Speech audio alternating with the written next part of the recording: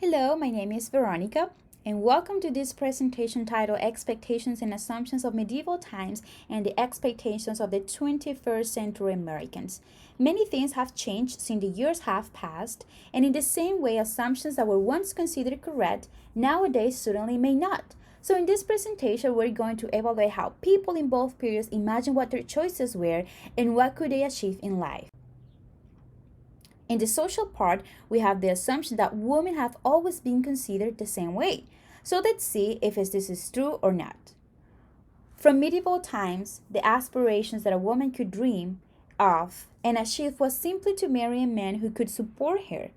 In the ancient era, for example, we see that women tend to say that it was a blessing for them to be able to have a son and marry a rich man. If we compare the aspiration of women today, we see that thanks to the feminist movement, women can aspire more than to marry and have children.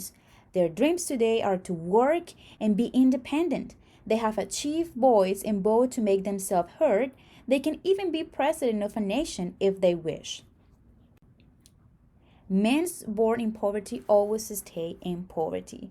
So regarding to men, we see that in medieval times, those who were slaves or the poor had little chance of improving their economic status, thus always stay in poverty. The professions were already predestined by their ancestor. For example, if your father owned land and was a farmer, his son will probably continue the work of farmer. If, on the contrary, he was a son of royalty, your legacy will be continue doing the trades commissioned for royalty people. In the same way, in some countries as well, to be able to be an emperor or successor in political positions, we see that Mongols in medieval times only allowed these positions to be given to their generations, and no person could launch himself as a political candidate if he did not belong to the lineage of the Mongols. Otherwise, we see in the 21st century how men and people in general have risen out of poverty and reached out the peak of the fame and power after striving to continue educating themselves and fighting for their dreams and aspirations. Men's professions and jobs are based on what they like and not on what relatives have trained for them. There are some expectations or exceptions in some families, but most of the part people, especially men, are free to study what they want. Religion. Gods or one God? Has this changed? Throughout history, we see that religious beliefs travel from country to country through travelers and merchants. Furthermore, the religions that today are unique to certain countries once share the same belief as the Muslim belief was received in countries like India, Africa, Jerusalem, and China. The religions that exist today are still the same that were accepted in ancient times. But as time has passed, they have been modified according to the new generations. So effectively, the answer for this question is that the polytheist and monotheist religions have continued to exist to this day, and it is because when it comes to belief in principles that governs conscience, people try to keep these principles intact because they consider it as a higher mandate for a divine power or being with much more power than any other king. Belief. Get married only if you're really in love. In our present time, this is a commonly saying and is a very usual and opportune advice for the generations of the 21st century. However, this reality of marrying for love was not always the main reason for getting married. In medieval times, we see that girls in India, on my left picture, we can see that married when they were still girls with people much older than them. In other countries, it was forbidden to marry a person who did not come from your same race or your country of origin. Often, if the husband of a woman was rich enough, he could marry as many times as he wants, as long as he was able to support both families. So marriages were generally arranged by the brides and by the bride's parents before the bride got to know the groom.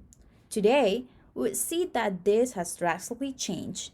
The practice of having more than one wife is certainly considered illegal in other countries, and it might cause causes of divorces. And we can see also people do not always marry for love, but for economic or social benefit. Today, both men and women can choose who they really want to marry. When we talk about health, we assume that due to technological and scientific advantage, pandemics and plagues are and can be manageable. We see that in medieval times, large numbers of people die not only from wars, but from cold plagues that snatch almost two-thirds of certain population. For example, we have the case of story of the pandemic called Black Death that struck the population of Asia and Europe, causing more than 200 deaths. As we see in the photo, people were perceived with red and black roses on my picture on the left, showing internal bleeding, and in the next few days, these patients developed an acute cough where blood also came out in each cough.